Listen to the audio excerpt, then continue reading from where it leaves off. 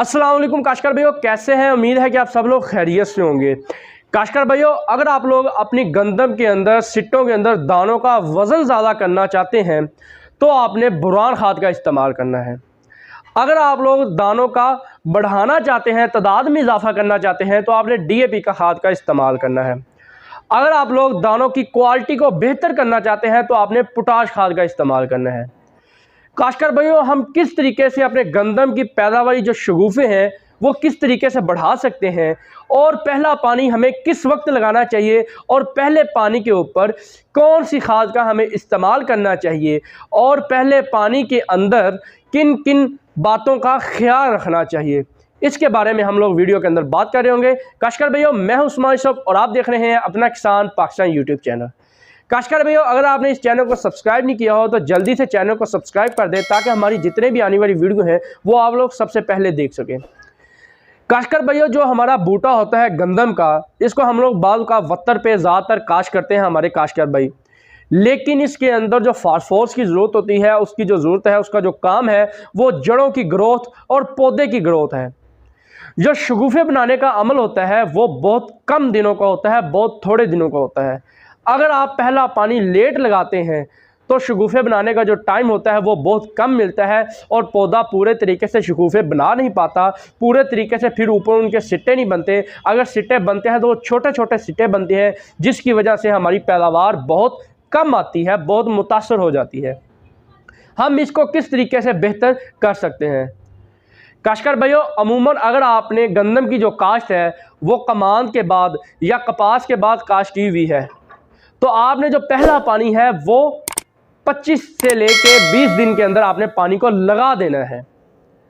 और पहले पानी के ऊपर आपने, अगर आपने ज़मीन की तैयारी के अंदर DAP का इस्तेमाल नहीं किया तो आपने पहले पानी के अंदर DAP का इस्तेमाल करना है रिफर्ड के सिस्टम से। अगर आप लोग छट्टे के सिस्टम से DAP का छट्टा कर देते हैं तो उसका हमें ज़्यादा फ़ायदा नहीं मिलेगा।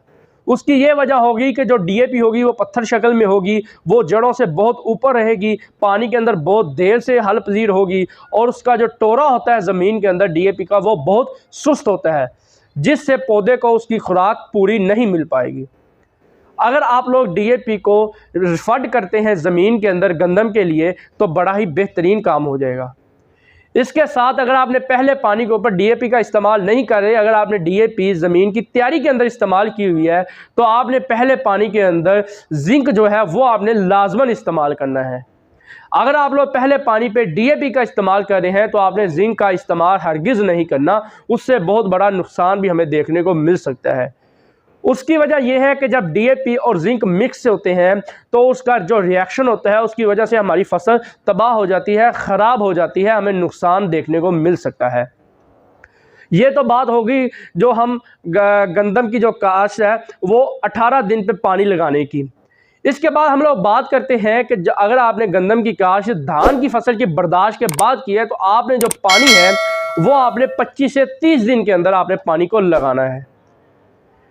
अगर आप इस टाइम के ऊपर पानी लगा देंगे तो पौधे को शगुफ़ा बनाने के लिए बहुत अच्छा टाइम मिल जाएगा, जिससे वो शगुफ़ों को ज़्यादा बनाएगा, और जैसे ही शगुफ़े ज़्यादा बनेंगे सिट्टों की तादाद में इजाफा होगा। सिट्टों की तादाद में इजाफा होने के साथ साथ आपके दानों के अंदर इजाफा होगा, जिससे आपकी पैदावार के अंदर भी इजाफा होगा।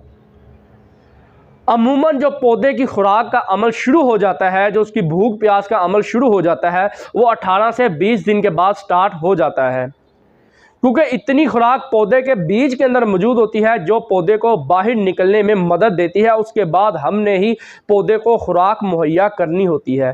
अगर वो खुराक दुरुस्त टाइम के ऊपर मुहैया नहीं होगी तो उसका हमें बहुत ज़्यादा नुकसान देखने को मिलेगा। हमारे शगुफ़ों के अंदर इजाफा नहीं होगा, हमारी पैदावार जो है वो बहुत कम आएगी, मुतासर हो जाएगी। अगर आपने धान की बर्दाश्त के बाद गंदम की काश्त की है तो आपने पानी जो है वो 25 से 30 दिन के बाद लगाना है, और अगर आपने गंदम की जो काश्त है वो धान की बर्दाश्त के बाद नहीं की बल्कि उससे पहले की हुई है तो आपने 20 से 25 दिन के बाद पहला पानी लगाना है, और पहले पानी के ऊपर आपने यूरिया भी है वो लाजमन इस्तेमाल करना है। बेसिकली यूरिया की ही वजह से हमारी जो शगुफ़े हैं उनकी तादाद के अंदर, उनकी टिलरों के अंदर इजाफा होता है। जो फास्फोरस का काम होता है, जो DAP का काम होता है, वो पौधे की ग्रोथ को ज़्यादा तेज़ करना होता है, दानों के वज़न ज़्यादा करना होता है। और जो यूरिया का काम होता है वो उसका काम ये होता है कि जो उसके शगुफ़े, जो उसकी टिल्लरों की तादाद है उसको ज़्यादा करना है। तो ये बड़ा बेहतरीन और आइडियल टाइम है। अगर आप लोग इस टाइम के ऊपर यूरिया का इस्तेमाल करते हैं तो आप अपने शगुफ़ों के अंदर इजाफ़ा कर लेंगे, जिससे आपकी पैदावार के अंदर भी इजाफ़ा होगा। बस आपने ख्याल इन बातों का रखना है कि आपने डीएपी के साथ जिंक का इस्तेमाल हरगिज़ नहीं करना। अगर आपने डीएपी ज़मीन की तैयारी के अंदर इस्तेमाल की हुई है तो आपने डीएपी पहले पानी के ऊपर इस्तेमाल नहीं करनी, बल्कि वहाँ पे आपने 33% वाला जो जिंक है वो 6 किलो फ़ी एकड़ इस्तेमाल करना है और उसके साथ आपने यूरिया का इस्तेमाल करना है।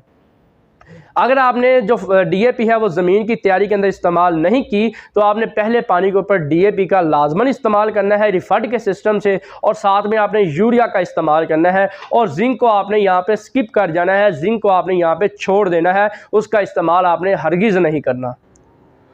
तो इस तरीके से आप एक अच्छी खासी और एक एवरेज पैदावार जो होगी वो आप लोग हासिल कर सकते हैं। अगर आप लोग जिंक का इस्तेमाल पहले पानी के ऊपर नहीं करते तो आपने बाद में जब आपकी फसल गोब की हालत में हो रही होगी या गोब से आपकी फसल तकरीबन 60 दिन की हो, उस वक्त आपने जिंक का जो है वो आपने स्प्रे भी लाजमन कर देना है।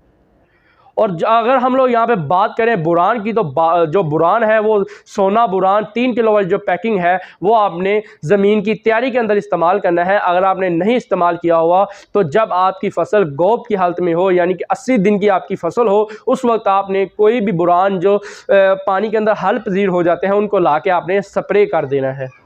तो इस तरीके से आप गंदम की एक अच्छी खासी एवरेज और बेहतरीन पैदावार जो होगी वो आप लोग हासिल कर सकते हैं। काश्तकार भाइयों, ये वीडियो यहाँ तक की थी। उम्मीद है कि आपको वीडियो पसंद आई होगी। मिलते हैं अपनी नेक्स्ट किसी और वीडियो में, तब तक के लिए दुआ में याद रखिएगा। अल्लाह हाफिज़।